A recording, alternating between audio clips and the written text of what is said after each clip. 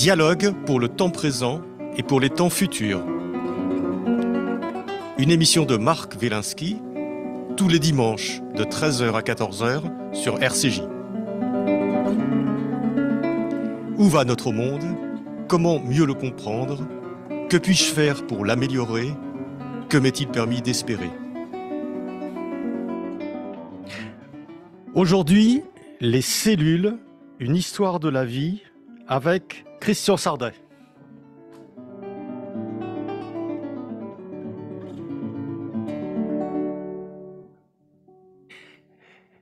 Bonjour Christian Sardet. Bonjour Marc. Je vous entends pas. Bonjour Marc. Voilà, ça y est, je vous entends. Merci d'être avec nous en visio pour parler de ce livre que vous venez de publier aux éditions Ulmer, Les cellules, une histoire de la vie. Alors, c'est un livre absolument magnifique à de nombreux points de vue. D'abord parce qu'il est magnifiquement bien écrit. Ensuite, parce qu'il est passionnant, il parle des cellules, mais en parlant des cellules, c'est-à-dire des cellules qui composent l'organisme, notre organisme et l'organisme de tous les êtres vivants, des bactéries, etc. En fait, en parlant des cellules, vous parlez de toute la vie, de la vie en général. C'est un angle d'attaque, d'entrée pour comprendre tous les phénomènes de la vie. Et ce livre est magnifique aussi par les illustrations qui sont les vôtres, parce que vous êtes aussi artiste, hein, vous êtes donc directeur de recherche émérite au CNRS, vous êtes à l'Institut de la mer de Villefranche-sur-Mer, et vous êtes auteur de nombreuses publications scientifiques. Alors votre domaine de prédilection, c'est les molécules, les cellules, les embryons, le plancton, tout ce qui est tout petit et qui explique tout ce qui est grand. Vous êtes aussi concepteur de films, de dessins animés, de DVD. Vous êtes cofondateur de l'expédition Tara Océan, qui est consacrée à l'étude du plancton au niveau mondial. Et vous êtes aussi donc artiste, et vous avez illustré de très jolie façon tout ce livre sur les cellules. Christian Sardet, ma première question, c'est celle-là. Votre livre traite des cellules, et les cellules, finalement, sont à l'origine de la vie, puisque toutes les cellules, que ce soit celles des champignons, des plantes, des bactéries, etc., viennent d'un ancêtre commun qu'on appelle LUCA, Last Universal Common Ancestor. Et est-ce qu'il y a une cellule mère de toutes les cellules? Et comme les êtres vivants sont des symbioses et sont des accumulations de cellules, est-ce que cette cellule est l'ancêtre de tous les êtres vivants? C'est ce qu'on pense. C'est ce que les gens qui s'intéressent à ce problème depuis longtemps, évidemment, mais ce problème est un carrefour, l'origine de la vie. On y trouve des biologistes, des chimistes, des astrophysiciens, évidemment, puisqu'on cherche la vie dans l'univers. Et c'est un carrefour, et depuis une trentaine d'années, tous ces gens se sont mis d'accord pour dire qu'il y a un ancêtre commun à toute la vie sur Terre. On ne sait pas s'il y a d'autres vies ailleurs dans l'univers, mais toute la vie sur Terre semble provenir d'une cellule ancestrale qui a survécu à travers ces évolutions diverses dont nous sommes une manifestation. Mais on a un code génétique, on a une façon de faire des cellules. Et cette cellule originelle, on l'a baptisée LUCA pour Last Universal Common Ancestor. On peut dire en quelque sorte que c'est pour nous biologistes notre Big Bang. C'est un peu la même idée. il y a un événement original, important, essentiel, qui a généré toute la vie sur Terre. Il y avait peut-être d'autres Lucas à l'origine, mais ils n'ont pas survécu jusqu'à nous. Alors Lucas, c'est l'ancêtre, c'est notre arrière-grand-père ou arrière-arrière-grand-père à tous. Mais quand je dis tous, c'est y compris les champignons, les bactéries, les virus, tout ce qui est vivant sur Terre. Enfin, les virus, je mets ça de côté. Ah voilà, alors On va les reparler des virus, virus, oui, parce que c'est oui, pas vraiment vivant. Ouais, les virus sont un cas. d'accord. Un cas intéressant parce qu'en fait, on peut dire que les virus vivent seulement quand ils sont à l'intérieur des cellules.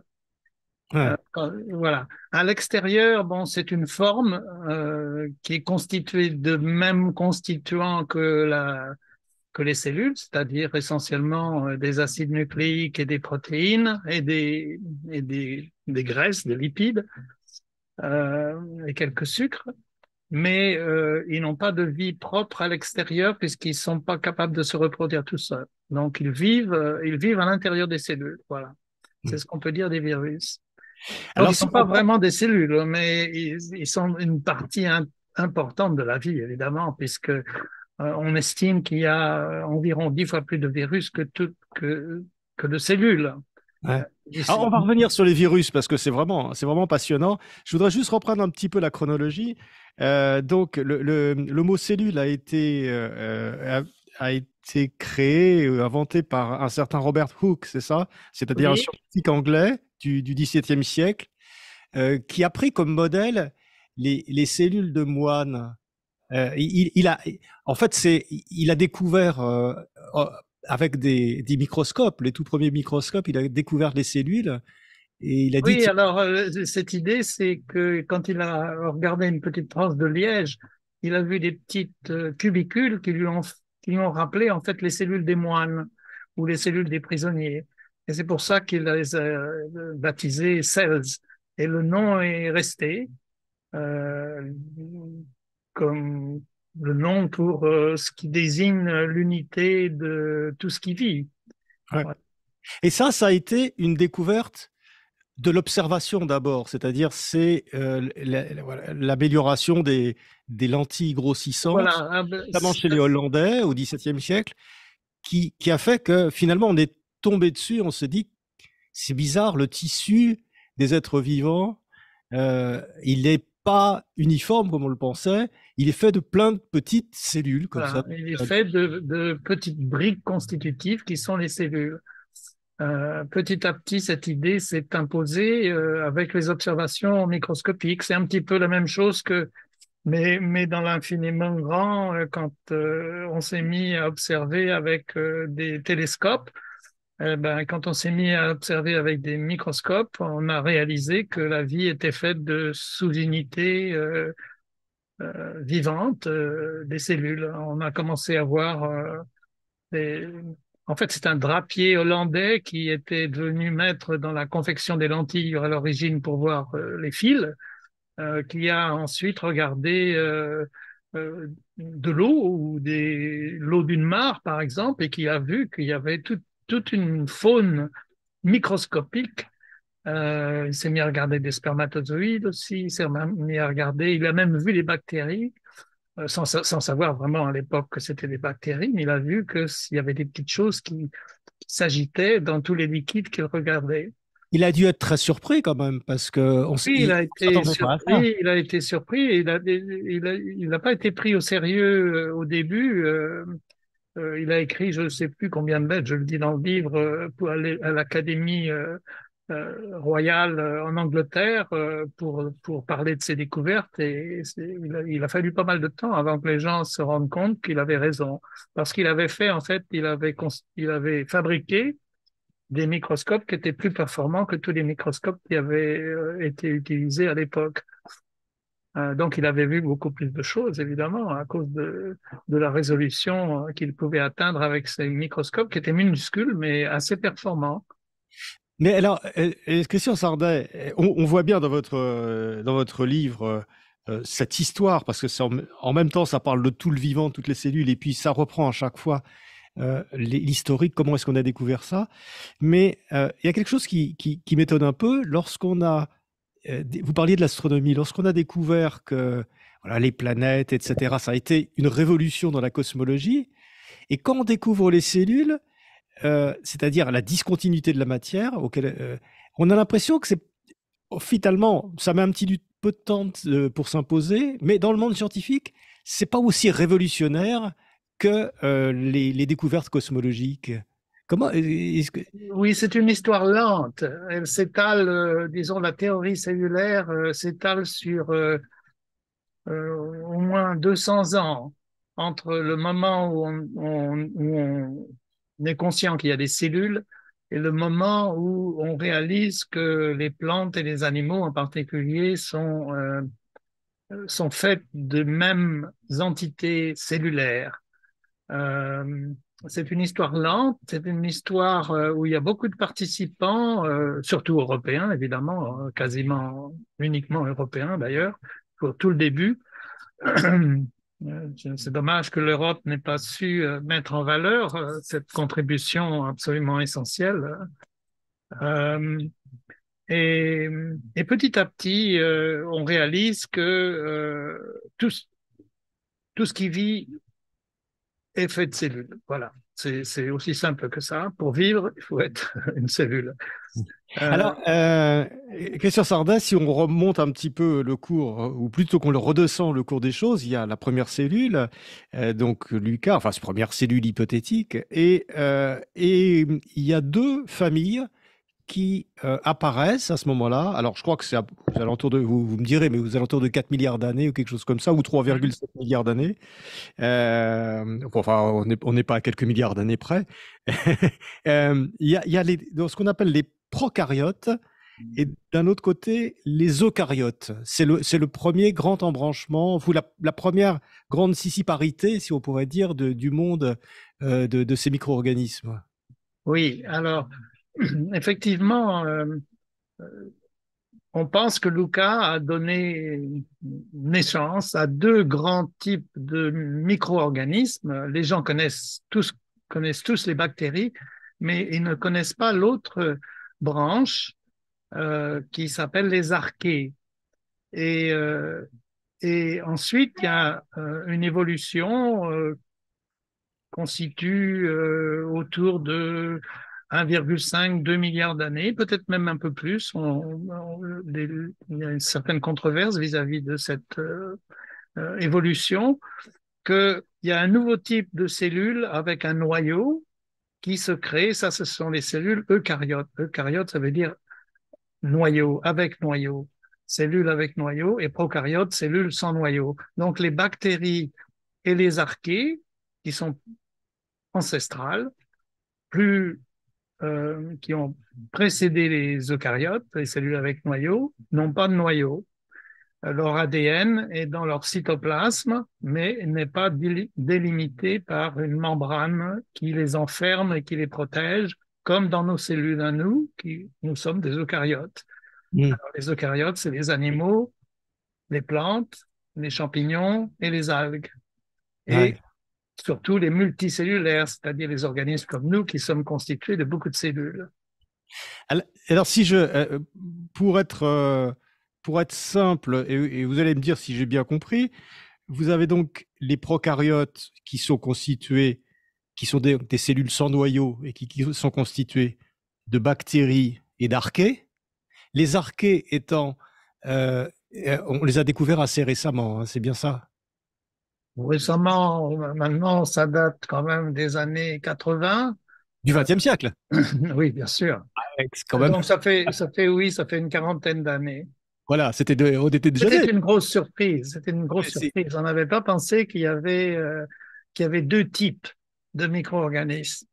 On pensait qu'il y avait qu'un type de micro-organisme, les bactéries.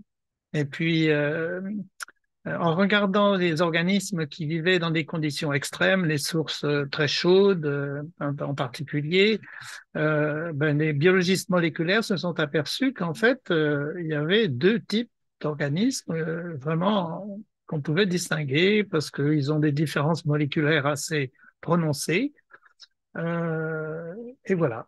Alors, il y a beaucoup plus de bactéries que d'archées, c'est-à-dire les archées ne représentent que 10% au niveau quantité. Mais on en a qui nous habitent aussi dans notre microbiote, à l'intérieur de nos intestins en particulier. On a aussi des archées. Les archées, par exemple, ils sont capables de faire du méthane, de produire du méthane, mais pas les bactéries. Oui. Donc, quand on produit du méthane, c'est qu'on a des archées. La raison pour laquelle les gens ne connaissent pas les archées, c'est que pour l'instant, nous n'avons jamais découvert d'archées pathogènes. Donc, elles ne nous rendent pas malades. Et c'est Voilà. pourquoi les gens ne s'intéressent pas aux archées. Alors, donc ça, c'est la famille des prokaryotes qui forment une population très importante quand même sur la Terre, même si on les voit pas. Et puis, donc, vous avez ces eucaryotes, ces cellules avec noyau, qui, eux, ont donné les premiers organismes monocellulaires, les plus anciens qu'on appelle les protistes. Oui, alors, les gens sont familiers avec les protistes, même s'ils ne savent pas vraiment que ce sont des protistes, qui est un nom peu connu, peu connu. Mais par exemple, les amibes, les protozoaires, les ciliés, les microalgues, euh, ces organismes en général microscopiques, bien que le blob, par exemple, qui a connu une certaine célébrité récente, est un protiste, qui a une certaine taille qu'on peut voir très bien à l'œil nu. Voilà. Donc, les protistes, effectivement, sont des cellules qui sont comme nos cellules. C'est le prototype de nos cellules avec un noyau, avec des chromosomes à l'intérieur de leur noyau. Euh, et nous sommes des descendants de protistes. Les protistes, quand ils se sont mis ensemble, ont commencé à faire des organismes multicellulaires dont nous sommes une évolution. Alors, donc il y a ces toutes premières cellules vivantes qui apparaissent, donc ces eucaryotes, c'est vers 3,5 milliards d'années, c'est ça? Alors, l'apparition des eucaryotes, comme je l'ai mentionné tout à l'heure, on la situe il y a environ 2 milliards d'années, mais peut-être un petit peu plus, parce que certains chercheurs, en particulier des chercheurs français, ont émis l'hypothèse qu'il y aurait pu y avoir des protistes déjà, du moins des organismes de type protiste, euh, peut-être 2,5 milliards d'années. C'est une possibilité. En général, d'un point de vue génétique, on pense que ça se situe entre 1,5 à 2 milliards d'années, que c'est une évolution et que c'est une évolution intéressante parce qu'en fait, c'est une sorte de chimère entre des bactéries et des archées. On pense que, en particulier, la théorie principale, c'est que des archées ont englouti des bactéries qui sont devenues nos usines à énergie qu'on appelle des mitochondries. Voilà. Alors ça, c'est la pensée majoritaire parmi les gens qui travaillent sur ces sujets. Il y en a beaucoup dans le monde qui s'intéressent à cet événement euh, de formation des premiers protistes, donc des premiers eucaryotes, voilà, les premières cellules à noyau. Alors, ce sont les premiers organismes vivants aussi qui fabriquent l'oxygène, enfin, pas qu'ils le fabriquent, enfin, l'oxygène qui est dans l'air, qui le libère d'une certaine façon. Non, non. Alors, les premiers organismes qui fabriquent l'oxygène sont des bactéries qu'on appelle des cyanobactéries. C'est des bactéries, en fait, qui sont capables de faire la photosynthèse. Donc, elles produisent de l'oxygène.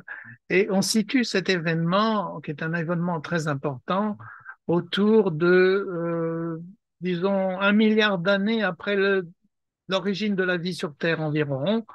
Euh, Ça a provoqué un événement cataclysmique qui est que la Terre entière a gelé. C'est probablement la première très grande extinction, extinction de micro-organismes, mais quand même extinction, parce que la Terre a pratiquement complètement gelé Pas tout à fait, puisque de la vie a survécu et est repartie de plus belle après lorsque la planète a dégelé. Et ces événements que je détaille dans le livre sont des événements d'oxygénation et d'oxydation massive par l'oxygène. Alors, ils ont des noms qui ne sont pas passés dans le public, mais qui, j'espère, passeront petit à petit dans le public. Et le premier, le premier grand événement d'oxygénation, c'est le GOE, le Great Oxidation or Oxygenation Event. Et ça c'est utilisé par les gens qui travaillent dans ces domaines, les chimistes, les biologistes, depuis peut-être maintenant une vingtaine d'années. Alors, à ce moment-là, si on continue un petit peu, c'est à ce moment-là que se fait l'embranchement entre les grandes familles de vivants que nous connaissons. Un peu plus tard, Un petit peu puisqu'il plus a tard, fallu alors. que quand même suite à cet événement d'oxygénation massif qui a congelé la planète, on appelle ça Snowball Earth en anglais. C'est un terme, Snowball, c'est-à-dire que c'est des boules de neige. oui, la Terre boule de La Terre neige. était une boule de neige à ce Voilà, moment-là. la Terre boule de neige, c'est la locution qu'on utilise. Et il a fallu quand même que la Terre dégèle et ensuite que les conditions, disons que les archées, les bactéries, euh, il y a eu beaucoup d'événements de coopération, de compétition entre les archées et les bactéries pour que petit à petit, une cellule qui soit une chimère de bactéries et d'archées, disons, puisse continuer à évoluer. Et c'est ça l'origine des cellules dites eucaryotes qu'on appelle les premiers protistes. Donc, ce sont des événements qu'on situe, disons, il y a environ 2 milliards d'années. Alors, ces protistes, c'est eux qui donnent naissance aux grandes familles qu'on connaît, c'est-à-dire euh, les plantes, les animaux, les bactéries et les champignons. Voilà, petit à petit, on connaît beaucoup de protistes coloniaux. Alors, les gens en connaissent aussi parce que des colonies de diatomées, par exemple, sont légion. Quand on voit des protistes, c'est en général parce qu'on voit des colonies de protistes, euh, de cellules qui sont toutes les mêmes, ou peut y avoir un ou deux types. Ils ont inventé la sexualité aussi. Donc, ces cellules qui s'agrègent ensemble, petit à petit, sont devenues des organismes plus complexes avec différents types de cellules, qui est vraiment la caractéristique des animaux, des plantes, des champignons et des algues. Voilà. Alors, ça a pris longtemps, ça a pris des centaines de millions d'années. Oui, mais on va très vite, effectivement. Mais, mais prenons, excusez-moi, prenons le cas des champignons, par exemple, c'est la saison, hein. On a longtemps cru, alors c'est à ce moment-là que se fait l'embranchement, et on a longtemps cru finalement que les champignons étaient des plantes comme les autres. En fait, c'est beaucoup plus la distinction entre les champignons et les plantes est beaucoup plus ancienne que ça. Elle date vraiment de Oui, oui, cette oui. période. Ah oui, oui. Alors, évidemment, ce qu'on appelle l'arbre de vie, hein, c'est-à-dire l'évolution des différentes formes de vie à partir disons, schématiquement, d'un début qui est bactéries et archées, ensuite les protistes qui sont multiples, hein. Il y a vraiment beaucoup, beaucoup de types de protistes. C'est un foisonnement Ça, on voit ça dans votre livre, il y a des pages et des pages qui voilà, décrivent de ça. formes de vie C'est différentes. absolument magnifique. Ouais. Et donc, certains protistes ont formé des colonies qui ont commencé à former des cellules différentes, c'est vraiment là l'origine, on pense, des animaux et des plantes euh, et des champignons. Alors, les méthodes moléculaires, après, permettent de situer ces événements au niveau du temps.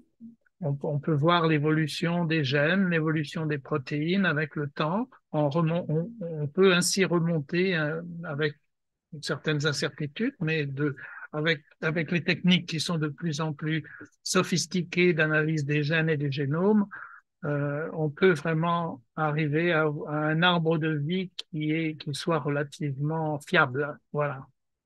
Alors, qu'est-ce qui différencie champignons, plantes et animaux à ce moment-là? Quel est l'élément Ben, différenciateur voilà, ancien? je prends le plus simple, hein, ce sont les plantes et les animaux. Alors, les plantes ont quelque chose que les animaux n'ont pas, ce sont des chloroplastes. Et les chloroplastes, c'est ce qui leur permet de faire la photosynthèse, c'est-à-dire de capturer l'énergie du soleil pour vivre. Nous, les animaux, n'avons pas de chloroplastes et nous avons besoin de manger des plantes ou des animaux qui eux-mêmes ont mangé des plantes. Alors voilà, de façon très caricaturale, les plantes sont caractérisées par une capacité à faire la photosynthèse que les animaux n'ont pas. Mais il y a d'autres différences que je détaille dans le livre, je ne veux pas rentrer dans les détails, mais la façon, par exemple, dont les cellules communiquent, les cellules de plantes et les cellules d'animaux communiquent est différente. La façon dont les cellules de plantes et les cellules d'animaux bougent, se meuvent, sont différentes. Évidemment, on a une intuition de ça parce que un arbre, ça bouge pas beaucoup, hein, ça reste en place. Mais voilà. Mais disons que la chose très très importante, c'est évidemment cette façon de vivre qui dépend du soleil, qui rend les plantes indépendantes, dépendantes du soleil, mais avec une certaine indépendance au niveau de sa façon de vivre que nous n'avons pas. Ouais. Les champignons non plus n'ont pas cette fonction. Non, les champignons sont des dégradeurs, c'est-à-dire que eux, ils se nourrissent de la dégradation des choses qui vivent autour d'eux. Ouais. Très bien. Et ils n'ont pas de chloroplaste. Donc c'est à ce moment-là que ces grandes familles se mettent en place, se développent, se diversifient. Donc on a parlé tout à l'heure des virus.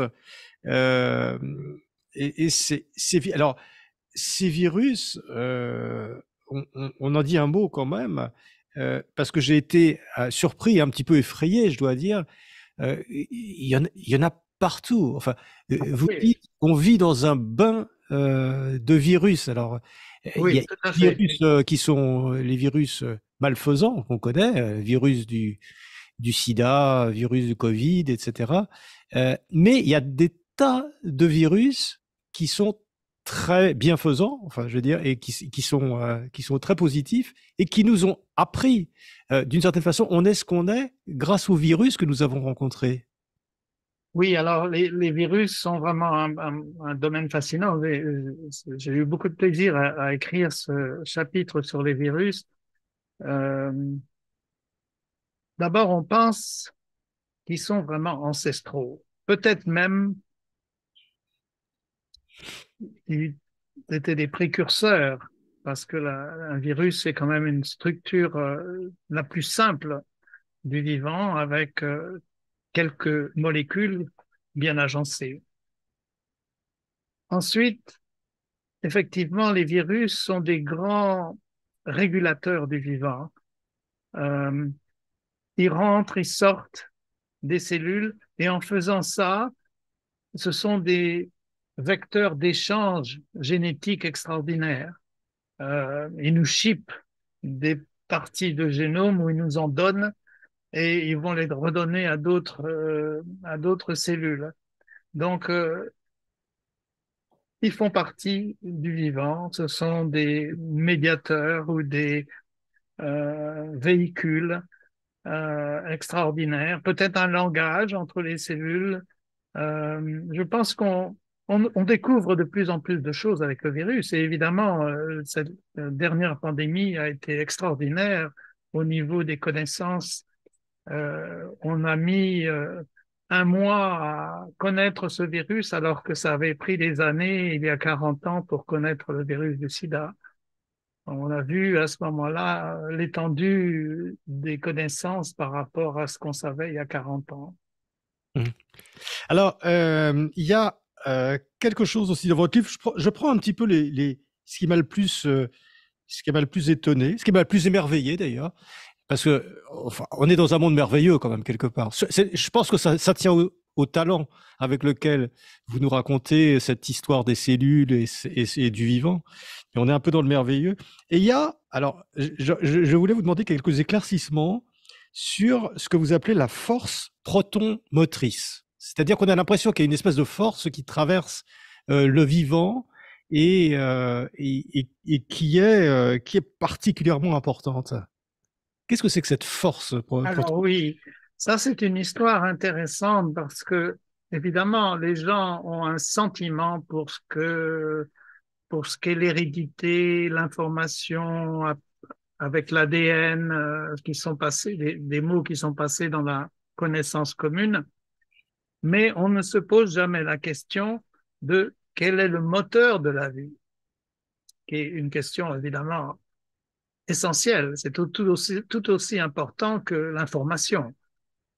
Euh, et le moteur de la vie, il se trouve que c'est un moteur à hydrogène, pour simplifier. Mais en fait, c'est au niveau des membranes des cellules, c'est-à-dire ce qui entoure les cellules, ce qui les sépare de l'extérieur, ce qui leur permet de communiquer avec l'extérieur. Il y a des pompes et des canaux qui véhiculent l'hydrogène de telle façon que ça produit de l'énergie. Et produire de l'énergie pour les cellules, c'est fabriquer une molécule essentielle qu'on appelle l'ATP. Et cette molécule, c'est une sorte de monnaie énergétique universelle. Toutes les cellules utilisent ça et on en produit une quantité faramineuse chaque jour, mais on en consomme une quantité tout aussi faramineuse. Et c'est ce qui nous permet de vivre. Alors, dès que la cellule ne fait plus ce pompage euh, de l'hydrogène et ne fait plus d'énergie, eh bien, elle meurt. Voilà. Ouais. Et donc, il y a une espèce de, ouais, cette force qui traverse le vivant. Et vous, vous consacrez aussi, bien sûr, des pages importantes sur l'hérédité, puisque ce sont les cellules qui sont responsables de Tout à notre, fait, notre tout à hérédité. fait. Ouais. Donc, et Alors, on peut dire que comme l'énergie est une question de...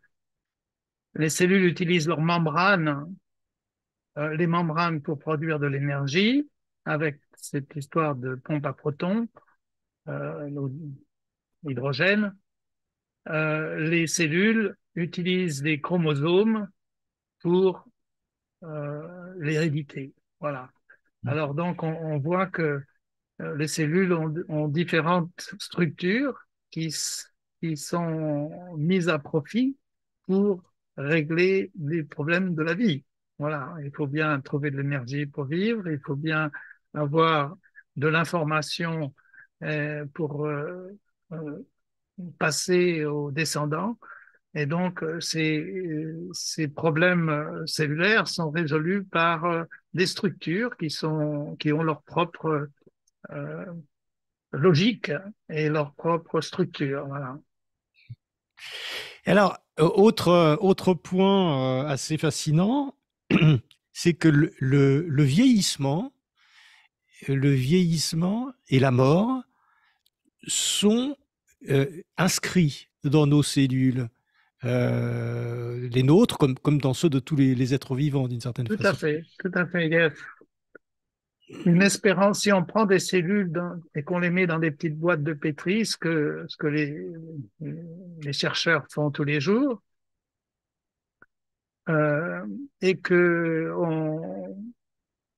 on alimente ces cellules, elles vont vivre, elles vont se diviser un certain nombre de fois, pas énormément, hein, 50, 60 fois, et puis elles meurent. Et la mort est un processus qui n'est pas hasardeux non plus, c'est un processus organisé, si on veut, c'est une sorte de suicide. il se passe une série d'événements bien programmés. Bon, au début, on pensait qu'il y avait une sorte de mort cellulaire. Maintenant, évidemment, on a découvert qu'il n'y a pas qu'une sorte, mais c'est plusieurs sortes de programmes. Donc, il y a une limite à la vie des cellules. Et c'est tout l'intérêt des, ou disons, le privilège des cellules cancéreuses, c'est qu'elles ne sont pas, n'ont pas cette limite. Voilà.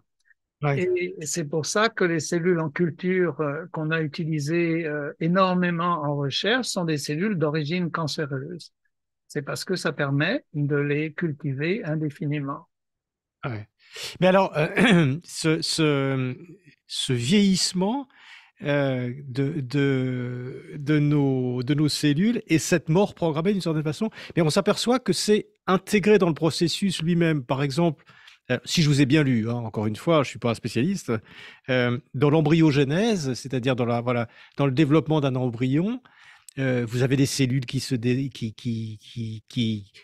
apparaissent, qui se divisent, qui se multiplient. Et dans le processus, à des certains stades, il y a des tas de cellules qui meurent. C'est-à-dire qu'il y a une mort programmée des cellules au fur et à mesure du développement. Tout à fait. Bah, le meilleur exemple, c'est nos doigts. Hein. Nos doigts, quand les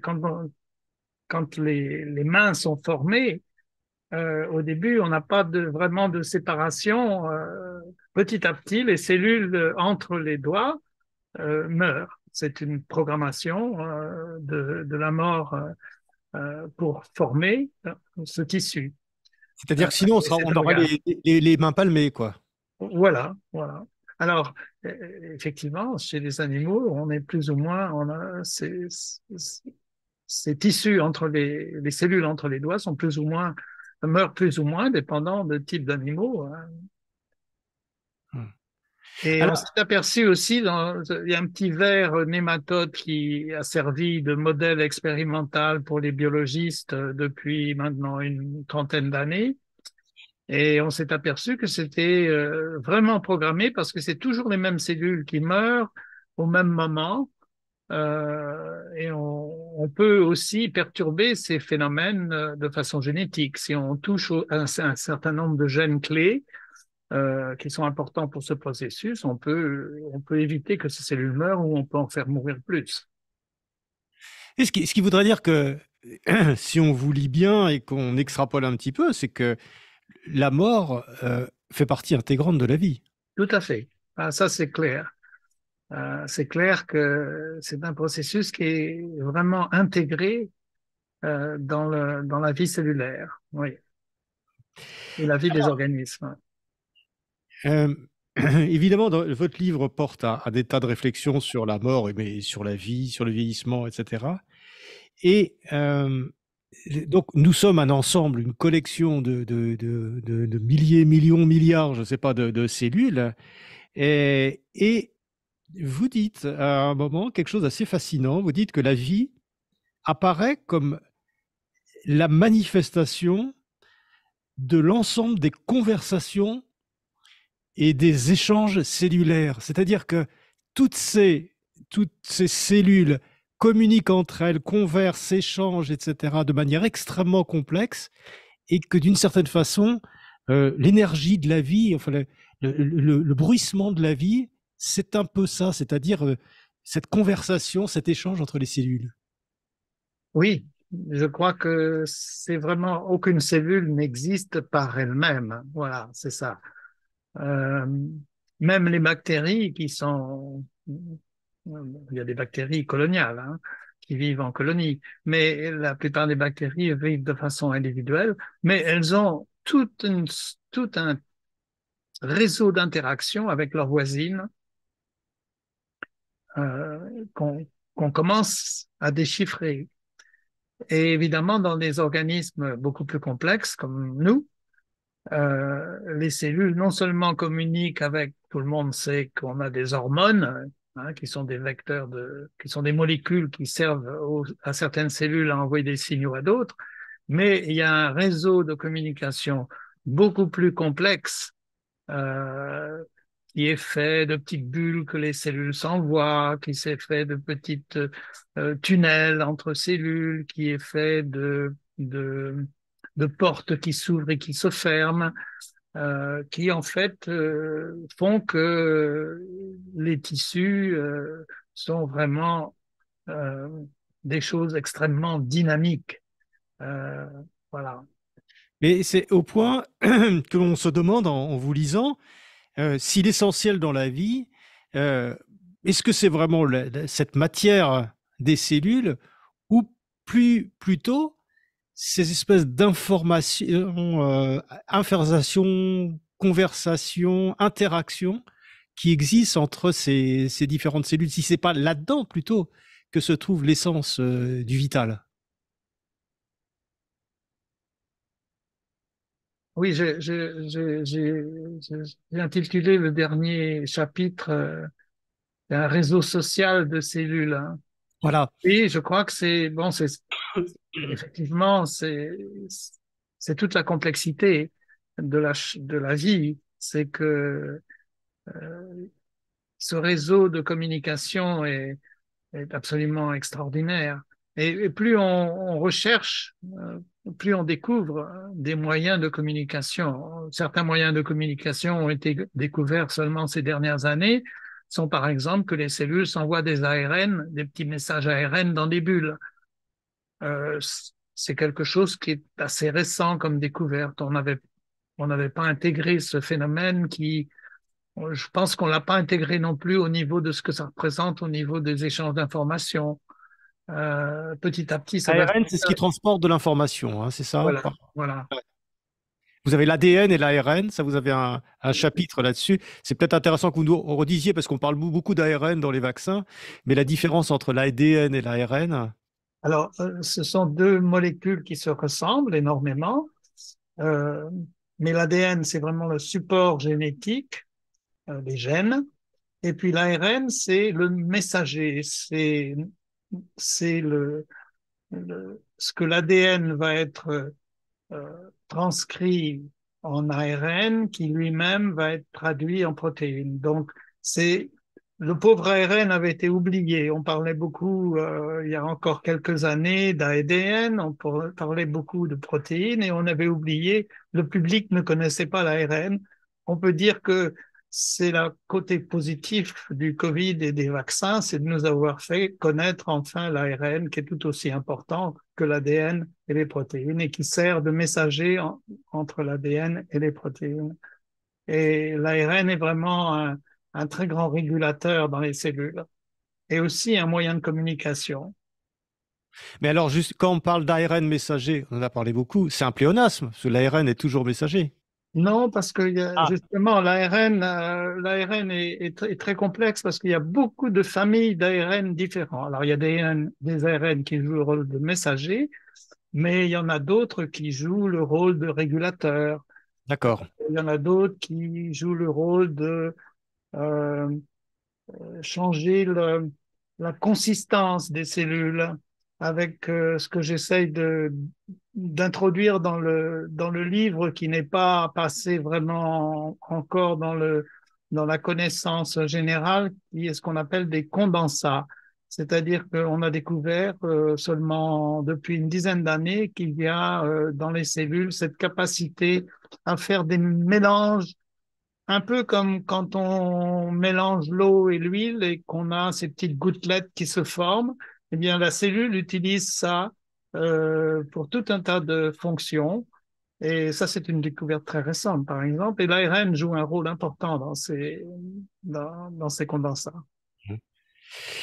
Alors, bon, dernière question là-dessus, en lisant votre livre. Le corps humain est constitué de 40 000 milliards de cellules. C'est le chiffre que j'ai vu quelque part dans votre livre.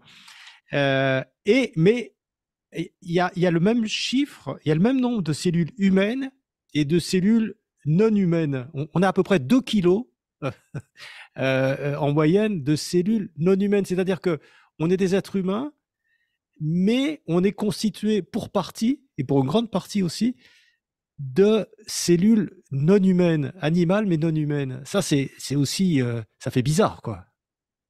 Oui, alors on est des écosystèmes ambulants. Voilà, on est vraiment des écosystèmes ambulants. Tous les animaux le sont, les plantes aussi. Ils sont pas ambulants, mais ils sont des écosystèmes. Euh, oui, alors effectivement, on est constitué d'autant de cellules non humaines que de cellules humaines sur notre peau, dans nos intestins, enfin partout. Hein. Même à l'intérieur de certaines de nos cellules, on est habité par des bactéries, certaines bactéries, par exemple, sans compter les virus. Ouais. Donc ça Voilà. fait Et évidemment, au point de vue génétique, c'est troublant, très très troublant, parce que en fait, on a 20 000 gènes humains, mais on est beaucoup plus, on est des milliers de fois plus de gènes d'autres sortes d'entités vivantes. Alors ça, c'est très troublant. Euh, Parce que évidemment, si on a 1000 espèces de bactéries dans notre intestin, ça va représenter une diversité génétique considérable. ouais. Et je pense qu'on n'a pas vraiment encore intégré tout ce que ça représente au niveau de la diversité et aussi des échanges que ça peut produire. On commence à suspecter que les bactéries dans nos intestins font plus que digérer la nourriture, mais peut-être changent nos humeurs. Voilà. Donc là, il y a tout un domaine qui commence à atteindre le public parce que le microbiote ou le microbiome, qui est la partie génétique du microbiote, euh, est passé c'est un mot qui est passé dans le public quand même dans les dernières 10 années. Alors, on a l'impression, Christian Sardet, que les progrès, appelons ça comme ça, scientifiques, ou les accumulations de connaissances scientifiques qui ont été faites ces 20, voire 10 dernières années sont énormes. On a l'impression que on en découvre, que c'est exponentiel. Oui, je crois que de ce côté-là, ce que je disais tout à l'heure des virus est assez révélateur. Euh, euh, Ce qui a pris très longtemps avec le sida a été résolu en quelques semaines Voilà. au niveau de l'entité biologique que représentait ce virus. Euh, Et il et y a peut-être puis, la moitié de votre livre qui n'aurait peut-être pas pu être écrit il y a 20 ans. Je sais oui, pas. peut-être, parce que les choses dont j'ai parlé tout à l'heure, j'ai utilisé ce mot barbare de condensat, n'existaient pas il y a 20 ans. Il y a des choses qui sont en train la biologie de la cellule est en train de connaître une certaine révolution. Euh, bon, évidemment, la découverte des principes génétiques de l'ADN a révolutionné la biologie. La découverte de ces pompes à hydrogène et de l'énergie a aussi révolutionné. Et on est dans une autre phase où la structure interne de la cellule et sa plasticité est en train d'être révolutionnée avec des conséquences qu'on n'anticipe pas bien sur la santé et d'autres choses. La, la biodiversité est quelque chose qu'on peut commencer à apprécier d'un point de vue beaucoup plus sophistiqué maintenant. Les relations entre organismes surtout. Donc voilà. Oui, et puis il faut dire que, et pour le mieux, que certains pays comme la Chine, par exemple, ou l'Inde, contribuent énormément à ces connaissances. Et ce sont des populations vraiment très, très importantes, avec beaucoup, beaucoup de chercheurs, des moyens importants. Et quand on lit la littérature actuelle, on s'aperçoit que la science de ces pays contribue énormément. Et, il y a 20 ans, ce n'était pas le cas. Christian Sardet, merci beaucoup. Merci d'être venu à Pile-Poule. Je rappelle le titre de votre livre, Les cellules, une histoire de la vie. C'est publié aux éditions Ulmer. C'est un beau cadeau de Noël. C'est vraiment magnifique au niveau des illustrations, très, très, très, très fouillé, très scientifique, mais en même temps très bien organisé pour que tout un chacun puisse s'y retrouver et en tirer des enseignements. Merci beaucoup, Christian Sardet, d'être venu. Merci beaucoup et merci de l'avoir lu parce que je pense que ce n'est pas une lecture si facile, hein. Le vocabulaire est toujours difficile avec la biologie. Merci d'être venu à Pile-Poule. Merci. C'était Pile-Poule, une émission de Marc Wielinski que vous pouvez retrouver en podcast sur le site de Radio RCJ et sur les différentes plateformes, ainsi que sur YouTube. À dimanche prochain, 13h.